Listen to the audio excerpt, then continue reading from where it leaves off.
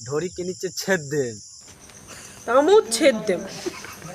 नहीं तो बार बार छेद देम।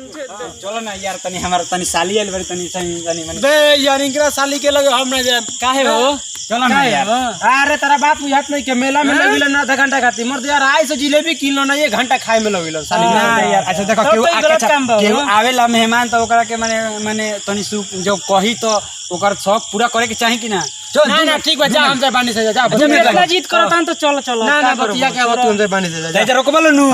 माने जई बोलो ना नु। ना ए जीवानी से मैं देखे लो जई लो माथा में अकेला पड़ जाए। ठीक बैठी बा इंतजार करता हूं। 2 मिनट बतिया के आ जाए। 2 मिनट जाता नहीं। बोला ना भोजपुरी आ जाए। काय छेद बा।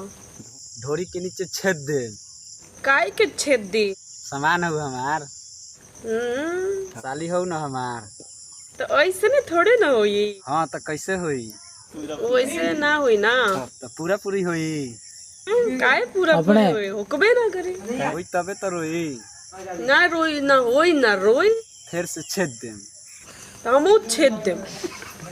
नहीं तो बार बार छेद देम करा तरन। अरे हईसन सामान लियल बड़ता ना छेदब। हीरा के जवानी हो माटी कोरे खातिर। तो हमू माटी कोरी का छेद देम बार बार छेद देम।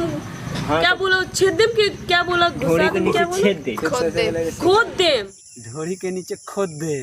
तो हमू खोद देम। कहाँ खोदबू? ढोरी के नीचे। हाँ खोद दो। आप खोद के दिखाओ। हम ही खोद